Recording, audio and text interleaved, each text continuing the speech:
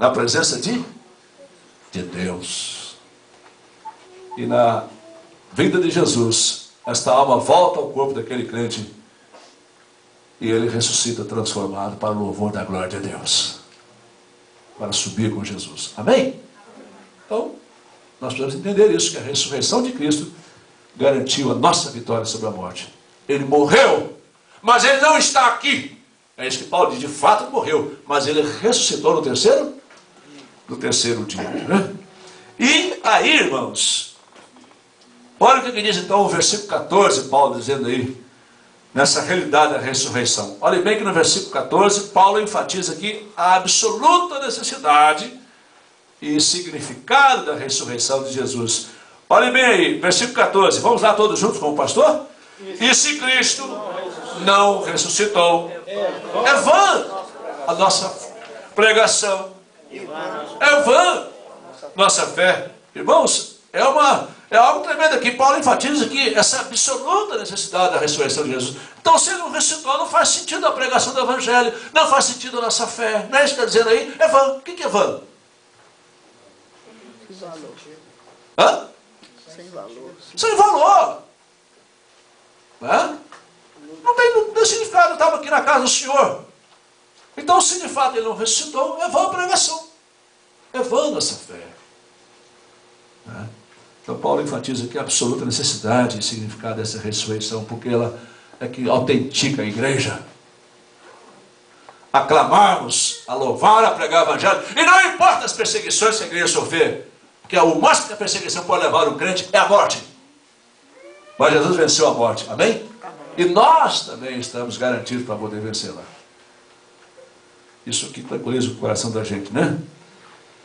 É por isso que quando você lê certos livros da história, sobretudo Catacumbas de Roma, você vê lá crentes que morriam de todo jeito. Era cada atrocidade que faziam com esses irmãos na fé, os romanos faziam, e muitos deles tinham até a oportunidade de negar a fé e dedicar a crença a César, a Nero, a liderança romana, e eles diziam assim: até aqui o Senhor nunca falhou comigo, e eu não vou falhar com o Senhor. E eles morriam. Eu não sei o quanto para você significa amar a Jesus. Porque quem ama se dá, viu, irmãos? Quem ama se entrega mesmo. Quando Paulo diz, Lucas diz em Atos dos Apóstolos, portanto sereis o que mesmo? Minhas testemunhas. A palavra testemunhas ali é a palavra martirel. O mártir é aquele que está disposto até a sofrer. Por isso que Paulo chega a dizer assim: eu trago no meu corpo as marcas de quem? De Cristo, né? Porque às vezes nós entendemos que o crente não sofre, né? Essa é a teologia da libertação que prega fora da prosperidade. O crente não pode sofrer, né? Não.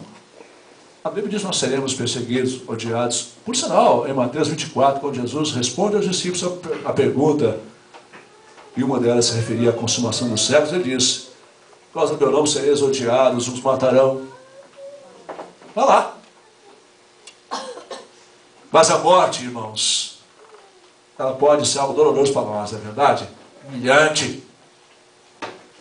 Mas nós temos a certeza de ver os céus abertos como Estevão viu. Amém? Você está morrendo ali, o céu se abre e Estevão não sentia mais nada. Ainda diz assim: Senhor, não leva em conta o que estão fazendo comigo, não. Porque a gente estava vendo os céus abertos. E anjos o quê? Descendo e subindo. Então, o seu amor a Deus tem que chegar a esse ponto.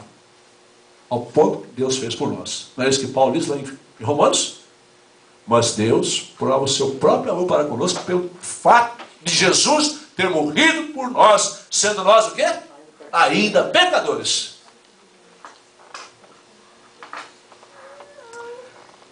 Então, no versículo 14, Paulo enfatiza essa necessidade, porque ela tem um significado tremendo. A nossa pregação não é vã, e também a nossa fé não é vã, porque nós temos a convicção, nós temos a certeza de que, de fato, o Senhor Jesus ressuscitou. Amém, irmãos? Amém. Esta mesma fé que está alicerçada no coração da igreja de Cristo, espalhada pela face da terra. Olha o versículo 17 aí, que Paulo complementa aqui, dizendo que a ressurreição de Cristo é essencial para a obra da redenção e que a nossa fé seria vã caso Jesus não tivesse ressuscitado. Por quê? Porque os nossos pecados não teriam sido removidos. Assim como a ovelha do Velho Testamento era apresentada pelo pecador, o Cordeiro de Deus tinha que morrer. Então, Paulo enfatiza aqui, se ele não ressuscitou, não houve isso aqui, então a obra da redenção não foi consumada. Olha o que diz o versículo 17, vamos ler juntos, salva a sua voz, bem forte, irmãos, leiamos. E se Cristo não ressuscitou, é vã a vossa fé, e ainda permaneceis nos pecados. Ah, não, esse que morreu, acabou, não vou falar mais dele, morreu, não é? Até entre os discípulos começou a acontecer isso. Depois que Jesus morreu, 2 deles estavam indo para a estrada de Emaús, cabeça baixa, batendo papo, tristes. Um grupo ficou em Jerusalém. E aí daí pouquinho um terceiro se põe no meio deles. Quem era? Jesus. O que vocês estão conversando aí? Eu acho que ele sabia. E de repente ele aparece. Ué, o senhor não está por dentro, não está passando não? A impressão de Jesus estava atrasado, desinformado e tudo, né? O que preocupa vocês? E eles começam então a falar, olha, o Jesus morreu. E Jesus está ali. No meio deles, ressurreto.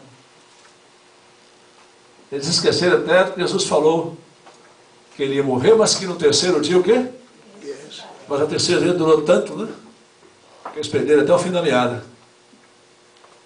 E no momento muito oportuno, momento de comunhão, Jesus sai. E eles de fato reconheceram aquele que falava com eles, ardia até o quê? O coração. É Jesus. Que estava aqui conosco. E aí eles voltaram para Jerusalém para se unir com os demais. Amém, irmãos? Amém. Então não faz sentido você não ressuscitar. A motivação nossa vai por terra. Então Paulo complementa dizendo que a ressurreição de Cristo é essencial para essa obra da redenção. Então nós, se ele não ressuscitou, nós continuamos os nossos pecados. Não! Ele veio, morreu, foi oferta por nós, derramou seu sangue por nós, mas ele venceu a morte. Não era um cordeiro qualquer, mas era o Cordeiro de Deus, era o próprio Deus que tem o poder da vida e da morte nas mãos. Como disse Jó, depois que voltou do sepultamento dos seus 10 filhos, o Senhor deu, o Senhor tomou para si. Bendito seja Deus. É aquele que chega numa sepultura, tem lá um homem já cheirando mal, tem 4 dias morto, diz as irmãs, nosso irmão está morto, tem 4 dias, está cheirando mal. Mas Jesus, com toda a autoridade, diz, Lázaro, sai para fora, e não há nenhum obstáculo. A alma volta ao seu lugar. Aquele mesmo que soprou o fôlego de vida nas narinas do homem quando foi criado no Éden, é o mesmo que torna a fazer voltá-la à vida de Lázaro, e ele sai da sepultura. Amém, irmãos? Amém. Então, não fazia sentido se ele não ressuscitasse. Porque ele ressuscitando, ele venceu a morte. E aí, a obra da expiação, né, nossos pecados, ela foi consumada, a obra da nossa redenção foi consumada. Né? Mas Paulo afirma algo tremendo, que eu quero que você leia ainda nos versículos 20 e 21. Olha, por favor, vamos ler juntos, versículos 20 e 21. Olha o que diz a palavra de Deus, versos 20 e 21. Mas de fato, Cristo ressuscitou dentre os mortos, sendo Ele as primícias dos que dormem. Visto que a morte veio por um homem, também por um homem veio a ressurreição dos mortos. A morte entrou por causa de um homem, por causa do pecado dos nossos primeiros pais. Mas a ressurreição também veio por um homem. Quem é ele? Jesus. Amém? Então, depois de Paulo fazer a defesa, ele agora está dizendo, é isso que de fato aconteceu. Então, com a morte e a ressurreição de Cristo, a redenção foi consumada. A expiação por nossos pecados foi consumada. E eu quero que você creia que aquele que veio um dia à terra é Ele mesmo, Jesus. Ele mesmo. Não tem nenhuma sombra disso. Eu quero que você entenda que esse que a palavra do Senhor anuncia, que Ele caminhou pela via dolorosa, levado debaixo de zombaria, de escárnios, até a colina do Gólgota, até ao Calvário. Era Jesus mesmo. Porque você entende que aquele que morreu de braço aberto no meio de 2 ladrões, era Jesus mesmo. Aquele diante de quem a natureza expressou a sua tristeza, havendo trevas desde a hora sexta até a hora nona, túmulo se abrindo, ficou trevas, era Jesus mesmo. Faça das suas palavras a palavra do chefe daquela escolta militar que estava lá, o oficial diz, verdadeiramente este é o quê? É o Filho de Deus. Carregaram o seu corpo com todo cuidado para a sepultura, era Jesus mesmo. Quem é que ofereceu tudo para Jesus? José de Arimateia, todo carinho das irmãs. Mas a sepultura não ia conter Jesus para sempre. Houve um dia de entrada e um dia marcado para sair. E ele saiu. Aleluia. Ele está vivo, ele ressuscitou. Agora, olha o que diz então isso, né? Uma pessoa vencida pela morte podia salvar alguém? Você acha, Paulo, que poderia uma pessoa que, vencida pela morte, podia resolver o nosso problema? Nós que estávamos condenados à morte? Não. Uma pessoa que não conseguiu nem vencer a morte. E é interessante que, sem a ressurreição de Jesus, até o argumento dos soldados daquele dia que estava na cruz, seria válido. Lembra do argumento dele, está lá em Mateus 27?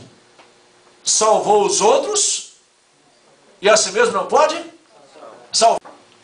Eles me disseram isso na cruz? Salvou os outros e não pode salvar a si mesmo? Não. Ele salvou os outros e ele saiu da sepultura.